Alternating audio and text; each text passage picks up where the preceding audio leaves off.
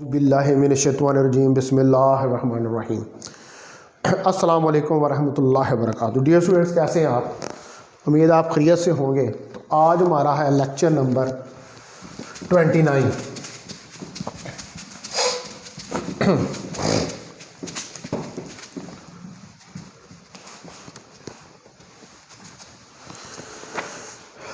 Lecture number 29 C1 first year physics और chapter number 4 हमने work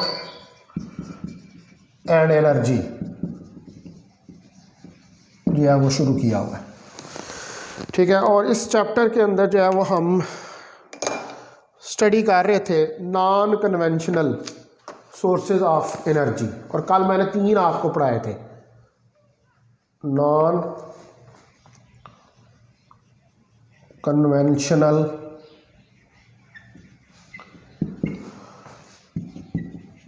sources of energy, जिसमें हमने जो है वो 3 पढ़े थे, सोलर वेव्स और एनर्जी फ्रॉम टाइड्स। ये 3 जो है ये हमने कल स्टडी कर लिए थे, और आज बकिया 3 जो हैं वो हमने स्टडी करने हैं। तो एनर्जी फ्रॉम बायोमास, नेक्स्ट है कि एनर्जी फ्रॉम बायोमास। तो बायोमास जो है ये एक potential source of renewable energy है। ठीक है, यानी कि बायोमास जो है ये जो हमारे पास मुख्तलिफ़ किस्म के ऑर्गेनिक मटेरियल्स होते हैं, क्रॉप्स, रेजिड्यू, ये जो फसलें होती हैं इनका गंद जो होता है, natural vegetable, trees, animal, drugs और सैवेज, ये जितनी चीज़ें हैं ये सारी जो है ये बायोमास के अंदर आ जाती हैं। ये कूड़ा करकट ये सब जो है ये सारा जो है ये हमारे पास बायोमास में आ जाता है। कि ये क्या है कि ये बायोमास जो है ये पोटेंशियल सोर्स है। ठीक है, biomass is a potential source of renewable energy. ठीक है, यानी कि इस सारी वेस्ट के ज़रिए हम दोबारा से एनर्जी जो है उसको प्रोड्यूस कर सकते हैं। और इसके अंदर हमारे पास कौन सी एग्जांपल्स हैं? हमारे पास क्रॉप्स, रेजिड्यूज़ हैं, नेचुरल वेजिटेशन है, ट्रीज़ हैं, एनिमल्स हैं, ड्रग्स हैं, सीवेज है। ये सारी जो है ये क्या है, ये एग्जांपल्स हैं इसकी बायोमास की। तो बायोमास एनर्जी जो है या बायो कन्वर्जन जो है इसको हम रेफ़र करते हैं to use of this material as a fuel. ठीक है, मतलब है कि ये जितनी चीज़ों का भी हमने नाम लिया, क्रॉप, रेजिड्यू, वेजिटेबल, ट्रीज़, इसको हम एज ए फ्यूल के तौर पर यूज़ करते हैं। यानी कि इसको हम जला सकते हैं और जलाकर हम इसकी मदद से जो है इसको वो यूज़ करते हैं।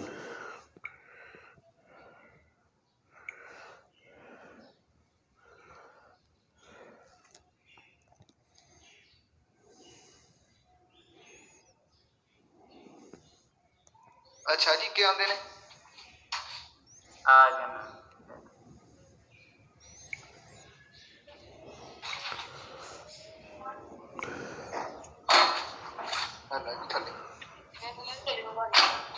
ये पता नहीं क्यों डिस्कनेक्ट हो गया था, दोबारा हम आ गए। तो अच्छा, हम बात कर रहे हैं इसकी रिन्यूएबल एनर्जी की। यानी कि मैं आपको बता रहा हूँ कि ये जितने वेस्ट प्रोडक्ट्स हैं, ठीक है, जैसे रेजिड्यू क्रॉप्स हैं, फसलों का गंद जो होता है, वेजिटेबल्स का जो गंद होता है, ये सारी चीज़ें, और जितना भी सीवेज होता है, सीवरेज का, अगर इन सब को हम एज ए फ्यूल के तौर पर जो है वो यूज़ कर सकते हैं। और जब हम इसको फ्यूल के तौर पर यूज़ करते हैं तो हम इसे क्या कहते हैं? Biomass energy. यानी कि ये हमारे पास जो बायोमास है, जो बायोलॉजिकल चीज़ें जो हैं, जो उनका मास है, उसकी मदद से हम फ्यूल जो है उसको जनरेट करते हैं, फिर उस फ्यूल को आग लगाते हैं और आग लगाकर हम एनर्जी जो है उसको हासिल कर लेते हैं। ठीक है, तो हमारे पास दो मेथड हैं जिसमें हम बायोमास को कन्वर्ट करते हैं फ्यूल के अंदर। ठीक है, वो मेथड्स हम देखते हैं।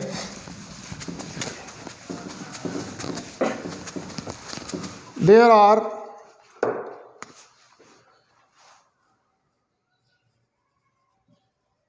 two methods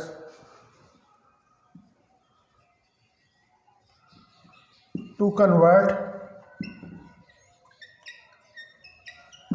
biomass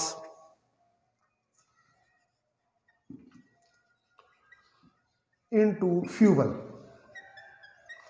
फ्यूल में कन्वर्ट करने के हमारे पास दो तरीके हैं और इनमें मोस्ट कॉमन कौन सा है? Number 1 direct combustion. कंबस्चन का मतलब होता है आग लगा देना, डायरेक्ट कंबस्चन यानी कि आग लगा देना। दूसरा बात चीज़ फर्मेंटेशन, खमीर करना। फर्मेंटेशन कहते हैं खमीर करने को, फर्मेंटेशन। रोटी खमीर नहीं हो जाती वो। तो ये हमारे पास दो मेन जो हैं वो मेथड्स हैं। तो सपोज करें कि जो हमारे पास डायरेक्ट कंबस्चन मेथड है, इसको हम अप्लाई करते हैं एनर्जी हासिल करने के लिए फ्रॉम वेस्ट प्रोडक्ट्स। कॉमनली लोज है सॉलिड वेस्ट प्रोडक्ट्स, जिस तरह ये कूड़ा क्रिकेट गंद बला ये जितना होता है, ये सारा क्या ये वेस्ट प्रोडक्ट्स है। तो इस क्या कह रहे हो? सही नज़र नहीं आ रहा यार, मेरे तो इधर मैंने तो सही लगाया हुआ है। पता है आपके कोई इंटरनेट का इशू होगा बेटा, मेरे तो यहाँ पर से मेरा तो यहाँ से क्लियर जा रही है पिक्चर। ठीक है, अभी थोड़ी देर बाद हो जाएगा ठीक। हाँ अच्छा जी, तो हम बात कर रहे थे कि हमारे पास जो है हम जो डायरेक्ट कंबस्चन है इसमें क्या करते हैं, जो हमारे पास वेस्ट प्रोडक्ट होती है उस वेस्ट प्रोडक्ट को हम जला देते हैं। ये डायरेक्टली उसको जला देना जो है इसको हम कंबस्चन का नाम देते हैं। ठीक है, और हमारे पास जो बायोफ्यूल है सच एज इथेनॉल या अल्कोहल, ये क्या होती है, ये एक रिप्लेसमेंट होती है गैसोलीन की। तो ये जो बायोफ्यूल इथेनॉल या अल्कोहल है ये हमें कहाँ से हासिल होती है? ये फर्मेंटेशन से। ठीक है, जिसमें हम डीकम्पोज करते हैं बैक्टीरियल एक्शन। यानी कि आप क्या करते हैं, फर्मेंटेशन एक्चुअली क्या है? ये जो खमीर होना जो है ये क्या प्रोसेस है? खमीर होना जो प्रोसेस है एक्चुअली ये प्रोसेस है बैक्टीरियल एक्शन। जब किसी प्रोडक्ट के ऊपर बैक्टीरिया जो है उसका अटैक होता है तो वो चीज़ जो फिर फर्मेंटेशन यानी कि खमीर की हालत में वो चेंज हो जाती है। तो जो रॉटिंग है बायोमास की इन क्लोज टैंक, वो it is called a digester product. Rotting का मतलब होता है कम कर देना, डिक्रीज कर देना। जब हम किसी बायोमास को रॉट करते हैं, ठीक है, तो उसकी वजह से रॉटिंग का मतलब होता है कि उसको रॉटिंग भी इसी सेंस में आ जाता है कि उसको खमीर कर देना, उसको ख़राब कर देना। ठीक है, तो जब हम उसको रॉट करते हैं, उसको ख़राब करते हैं, तो हमारे पास एक डाइजेस्टर प्रोड्यूस होता है। ठीक है, डाइजेस्टर का मतलब है कि एक गैस जो है वो हमारे पास प्रोड्यूस हो जाती है, और वो गैस जो हमारे पास प्रोड्यूस होती है उसको हम कहते हैं मीथेन गैस। ठीक है, ये मीथेन गैस जो है इसको आप कुकिंग और इस तरह के पर्पसेस के लिए जो है वो हीटिंग के लिए आप यूज़ कर सकते हैं। तो जो वेस्ट मटेरियल है हमारे पास वो एक गुड ऑर्गेनिक फर्टिलाइज़र है। ठीक है, फर्टिलाइज़र का मतलब होता है खाद। अब ये बाद दफ़ा जो होता है कि ये जितना वेस्ट मटेरियल होता है इसको कन्वर्ट करके एक पर्टिकुलर फॉर्म में इसको खेतों में डाल दिया जाता है, और वो खेतों के अंदर खाद के तौर पर काम करता है, जिसकी वजह से हमारे पास अच्छी फसल जो है वो होने का चांस होता है। ठीक है, तो जो प्रोडक्शन है बायोगैस की, ये प्रोवाइड करती है एनर्जी सोर्स और आल्सो ये सॉल्व करती है problem of organic waste disposal. ठीक है, इस सेंटेंस का मतलब ये है कि आप ये जो बायोगैस है, एक तो इसको यूज़ करते हैं अपनी कुकिंग और हीटिंग के लिए, और दूसरा हमारे पास ये मसला होता है कि भाई ये जितना गंद बला है इसको कहाँ फेंकें। तो वो गंद बला जो है सारा, उसकी मदद से हम गैस को फर्मेंटेशन का प्रोसेस यूज़ करके गैस को प्रोड्यूस कर लेते हैं। ठीक है की बात। तो इसको हम कहते हैं energy from bio materials, biological materials की मदद से एनर्जी को प्रोड्यूस करना, और उसमें हम फर्मेंटेशन और डायरेक्ट कंबस्चन का मेथड जो है वो यूज़ करते हैं। उसके बाद है energy from waste products. Waste products वो प्रोडक्ट्स जो हमारे किसी काम की नहीं होती, जिनको हम ज़ाया जो है वो कर देते हैं। तो waste product like wood, crop residue, particularly solids can be use to get the energy from direct conversion. ये जितने भी वेस्ट, कूड़ा, क्रिकेट, ये सारी चीज़ें जो हैं, ये बोतलें, ये सब प्लास्टिक की, ये जितना गंद वगैरह होता है, ये सारा किसके अंदर आ जाता है? ये वेस्ट प्रोडक्ट्स के अंदर आ जाता है। कवर जो होते हैं, दवाइयों के कवर जो होते हैं, मार्कर, डस्टर, गत्ते, ये सब चीज़ें जो है ये किस में आ जाती हैं? ये वेस्ट प्रोडक्ट में आ जाती हैं। तो ये वेस्ट प्रोडक्ट्स जो हैं, ये इतनी सारी जो वेस्ट प्रोडक्ट हम रोज़ाना ज़ाया कर देते हैं, तो हम ये जो है इसको एनर्जी के लिए भी इस्तेमाल कर सकते हैं। It can be use for energy. ये चीज़ें जो है ये एनर्जी के अंदर कन्वर्ट हो सकती हैं डायरेक्ट कन्वर्जन से। तो मोस्ट कॉमनली यूज जो कन्वर्जन प्रोसेस है इन वेस्ट मटेरियल का, वो है बर्न्ड इन ए कन्फाइंड कंटेनर। एक कंटेनर ले, कंटेनर का मतलब है कोई चीज़ जिसके अंदर हम इन वेस्ट प्रोडक्ट्स को रख सकें। तो क्या करते हैं कि उस कंटेनर के अंदर इन वेस्ट प्रोडक्ट्स को रखें और उनको बर्न कर दें। बर्न का मतलब है कि इनको जला दें।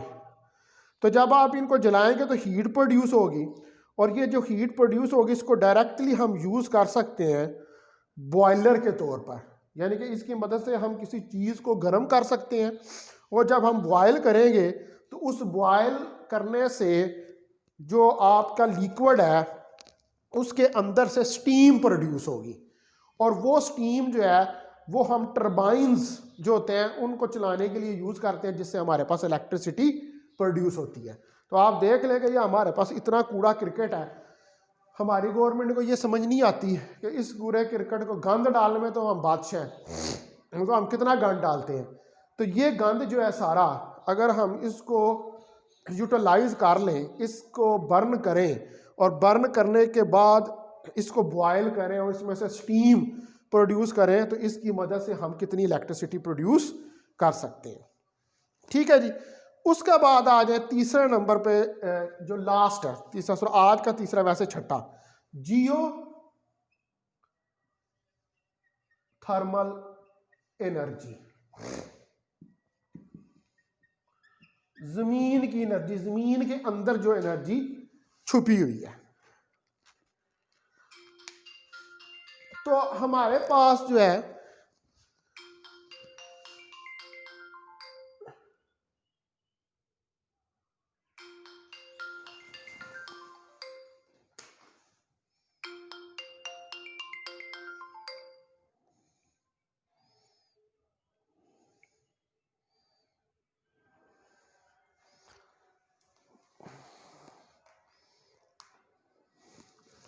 ये मुझे किसी की कॉल आनी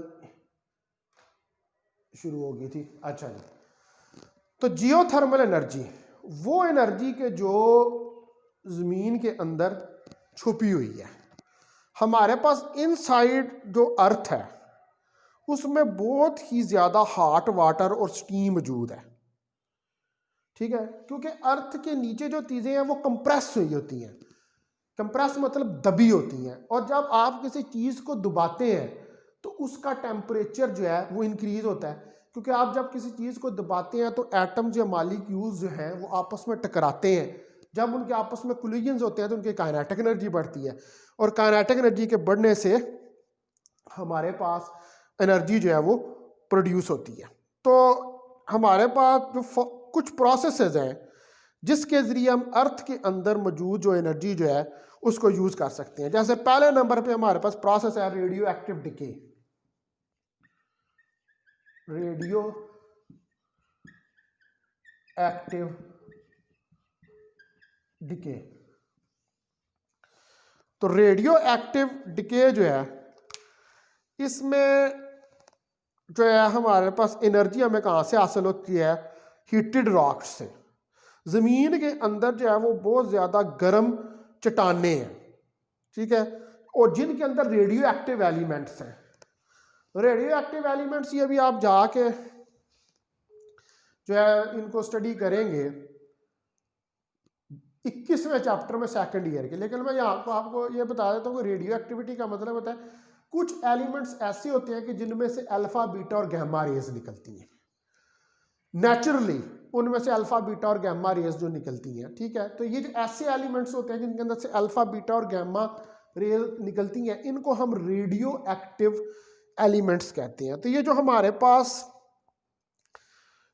रॉक्स होती हैं ज़मीन के अंदर, इनके अंदर बहुत सारे रेडियो एक्टिव एलिमेंट्स होते हैं, और वो रेडियो एक्टिव एलिमेंट जो है वो कॉन्टीन्यूसली जो है वो रिलीज कर रहे होते हैं इन अल्फा बीटा और गैमा रेज को, ठीक है। तो ये अल्फा बीटा और गैमा रेज जो है they are the form of energy, और इस एनर्जी को हम यूज कर सकते हैं। उसके बाद नंबर 2 पर residual heat of earth, residual heat of earth, ये दूसरा मेथड है, ठीक है। कुछ प्लेसेस जो होते हैं हॉट इग्नियस रॉक्स के, इग्नियस का मतलब है कि जलती हुई रॉक्स, जलती हुई जिनमें से धुआं निकल रहा होता है, with in 10 kilometre of earth surface, जो कि अर्थ के सरफेस से 10 किलोमीटर नीचे होती है, ठीक है। ये जलती हुई चट्टानें 10 किलोमीटर नीचे होती हैं, और ये मेल्टन होती हैं, यानी कि ये पिघली हुई हालत में होती हैं, और पार्टली मेल्टन स्टेट में, आधी पिघली होती हैं और आधी नहीं पिघली होती। तो ये क्या करती हैं, ये हीट को कंडक्ट करती हैं फ्रॉम अर्थ इंटीरियर, यानी कि हीट को जो अर्थ का निचला हिस्सा है उससे कंडक्ट करती हैं, जो कि बहुत हॉट होता है। तो जो टेम्परेचर इन रॉक्स का है ये हमारे पास तकरीबन 200 डिग्री सेंटीग्रेड या इससे ज़्यादा होता है। तो आप ये अंदाज़ा लगा सकते हैं कि ये जो रॉक्स ज़मीन के अंदर दबी होती हैं ये कितनी हॉट होती हैं और कितनी ज़्यादा हीट एनर्जी हम इनसे हासिल कर सकते हैं, ठीक है। उसके बाद तीसरे नंबर पर है हमारे पास कंप्रेशन ऑफ मटीरियल। कंप्रेशन का मतलब होता है दबना।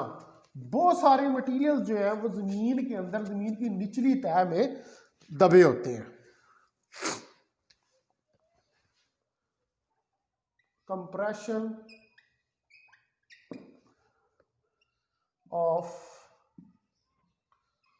मटेरियल्स,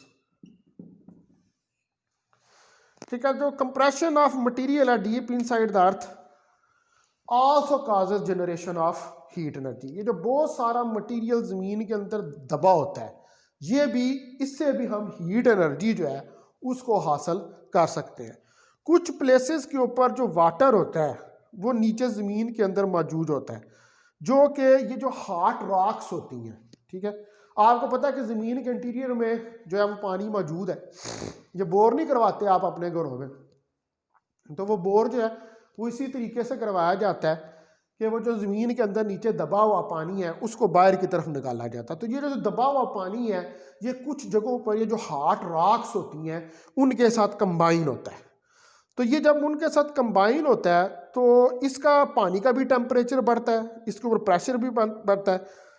तो फिर यह क्या होता है, it comes to the surface, ये ज़मीन के सरफेस पे आ जाता है एज हॉट स्प्रिंग्स या जाइसर्स और स्टीम वेंट्स। जाइसर्स होते हैं चश्मे, गर्म पानी के चश्मे, ठीक है। जहाँ पर बहुत ज़्यादा टेम्परेचर हाई हो जाता है इस वाटर का, तो ये वाटर ज़मीन की सरफेस को फाड़ कर तो बाहर निकल आता है एक फवारे की शक्ल में, और ये बहुत गर्म पानी होता है, इसको हम कहते हैं जाइसर्स का नाम लेते हैं। तो ये जो जाइसर्स होती है, इसकी स्टीम को हम यूज़ करके टरबाइंस जो है उनको चला सकते हैं, और टरबाइंस की मदद से हम इलेक्ट्रिसिटी जो है उसको प्रोड्यूस कर सकते हैं। ठीक होगी जी बात। अच्छा, उसके बाद ये हॉट वाटर जो है, जहाँ पर नहीं प्रेशर होता, वहाँ पर हॉट रॉक्स जो होती हैं वो बहुत डीप नहीं होती, तो वाटर जो है वो पंप डाउन होता है through them which returns as a steam, जो कि स्टीम के तौर पर हमें हासिल होता है। तो ये स्टीम जो है ये हमारे पास टरबाइंस को चलाने के काम आती है बाय डायरेक्ट हीटिंग, यानी कि जो स्टीम ऑब्वियसली प्रोड्यूस हो रही है पानी के गर्म होने की वजह से, और वो स्टीम जो है वो बड़ी हार्ड होती है, तो इस हार्ड स्टीम की मदद से हम टरबाइंस जो है उनको चला सकते हैं। एक और बड़ा इंटरेस्टिंग फिनोमेना जो जियोथर्मल एनर्जी का है, ये सारी एनर्जी जो है इसको जियोथर्मल कहते हैं। जियोथर्मल वो एनर्जी होती है जो ज़मीन के अंदर मौजूद है, यानी ज़मीन के इंटीरियर के अंदर, ज़मीन के अंदर जो एनर्जी मौजूद है उसको हम जियोथर्मल एनर्जी का नाम कहते हैं। इसके अंदर एक हॉट स्प्रिंग डिस्चार्ज करता है स्टीम को और वाटर को, ठीक है, intermediately releasing N explosive column into air. ठीक है, बाद दफ़ा ये होता है कि इतना ज़्यादा प्रेशर बढ़ जाता है, ठीक है, नीचे चीज़ें जो दबी होती हैं उनकी वजह से या पानी की वजह से, गर्म पानी की, वो ज़मीन फट जाती है। ठीक है जी, फट जाती है। और मोस्ट जायसर जो होते हैं वो इरेगुलर इंटरवल में ज़मीन के अंदर से निकलते हैं। जायसर, ये जो पानी का चश्मा, गर्म पानी का चश्मा जो होता है उसको जायसर कहते हैं, जो ज़मीन के अंदर से फूटता है।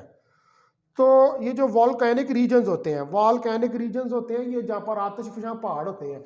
आपने देखा होगा कि आतिशफशां जब फटता है तो उसके अंदर से लावा निकलता है, वो मेल्टन स्टेट होती है मुख्तलिफ मेटल्स की, उसके अंदर मेटल्स भी होती हैं और बहुत सारी प्रोडक्ट्स होती हैं। तो वॉल्केनिक रीजन होता है वो जहाँ पर हमारे पास आतिशफशां पहाड़ होते हैं। ठीक है, तो जो हमारे पास extraction of geothermal heat energy है, ये हमारे पास जो जाइसर साइट्स होती हैं, यानी कि जहाँ पर गर्म पानी के चश्मे फूट रहे होते हैं, वहाँ से हम बड़ी इजीली इसको हासिल कर सकते हैं।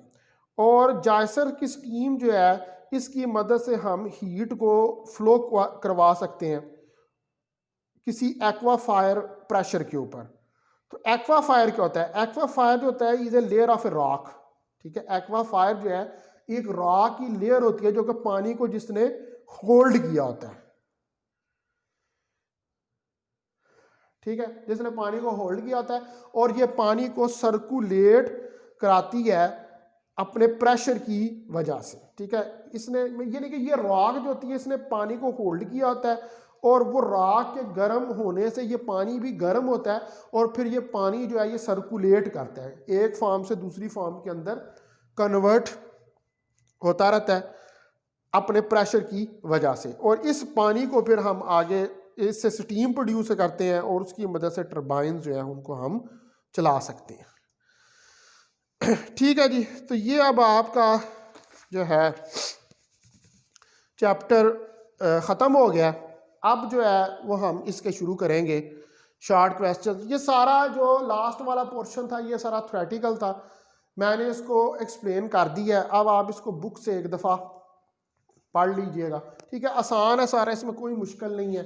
सिर्फ ये रिन्यूएबल एनर्जी सोर्सेज जो हैं वो बताए हुए हैं कि हम किस तरह वेस्ट प्रोडक्ट से, जियोथर्मल एनर्जी से, सोलर एनर्जी से किस तरह, अब ये इन एनर्जी सोर्सेज का हमें ज़्यादा पता नहीं है। ठीक है, हम ज़्यादा इनको यूज़ नहीं करते, प्रैक्टिकल पर्पज़ के लिए यूज़ नहीं करते, लेकिन ये बहुत ज़्यादा तौर पर इनको इस्तेमाल नहीं किया जाता, इसलिए इनको हम non conventional sources of energy का नाम देते हैं, यानी कि जो कन्वेंशनल नहीं है, जिनका हमें ज़्यादा पता नहीं है। तो चले आप शुरू करते हैं short questions.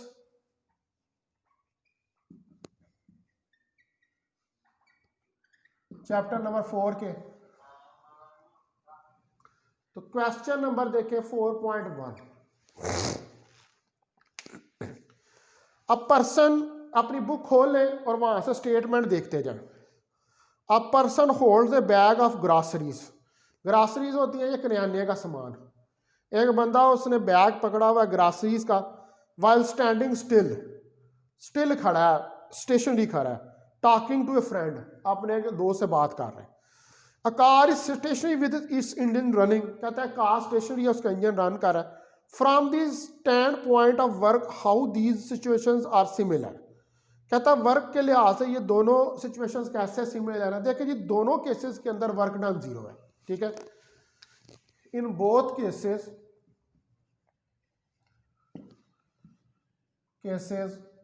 The work done is zero, work done जो है वो जीरो है। क्यों?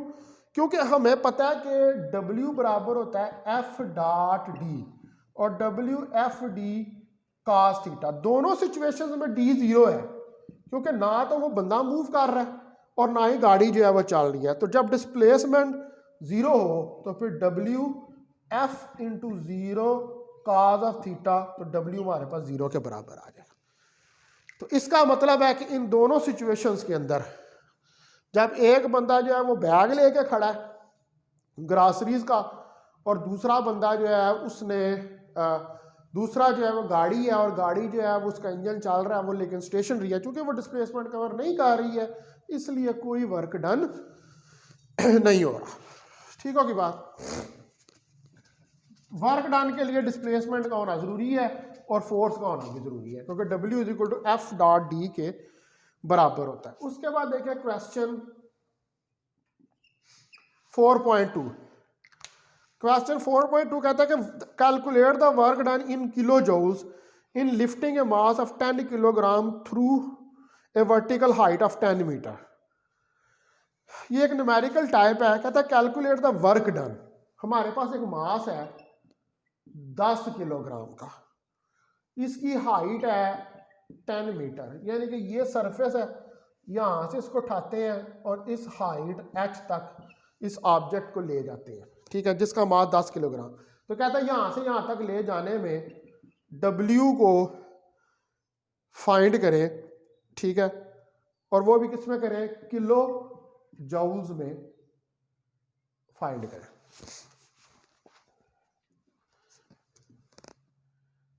किलो जूल्स के अंदर फाइंड करें। तो अब आप देखें कि ये जो वर्क डन एक्चुअली हम कर रहे हैं, ये क्या कर रहे हैं, this work done is actually doing the increase of potential energy. So the work done is equal to the increase of potential energy. तो ये W जो है ये बराबर है इंक्रीज ऑफ पोटेंशियल एनर्जी के। तो हमारे पास W जो है किसके बराबर होगा, W F डॉट डी के बराबर होगा। तो ऊपर लेके जा रहे हैं तो फोर्स भी ऊपर लागेगी, डिस्प्लेसमेंट भी ऊपर है। तो फोर्स हमारे पास कितनी है, mg, d कितना हमारे पास हाइट h cos 0 डिग्री, ठीक है, क्योंकि f और d एक दूसरे के पैरेलल है, तो थीटा हमारे पास 0 डिग्री के बराबर आ जाएगा। तो W हमारे पास mgh आ जाएगा। तो ये पोटेंशियल एनर्जी हमारे पास कितनी होगी, mgh, ये पोटेंशियल एनर्जी हमारे पास। अब इसमें वैल्यू रख दें आपके पास जो है वो सारी वैल्यूज मौजूद है, m की भी, g की भी और h की भी। g आपको पता ग्रेविटेशनल कांस्टेंट है, तो g हमारे पास 9.8 मीटर पर सेकंड स्क्वायर होता है। तो पोटेंशियल एनर्जी हमारे पास m कितना है, हमारे पास 10 ज़रब 9.8 और ज़रब 10 h जो है। तो पोटेंशियल एनर्जी हमारे पास 980 जूल आ जाएगी। इस 980 को 1000 से डिवाइड कर दें तो हमारे पास निकल आएगा 0.980 किलो जूल।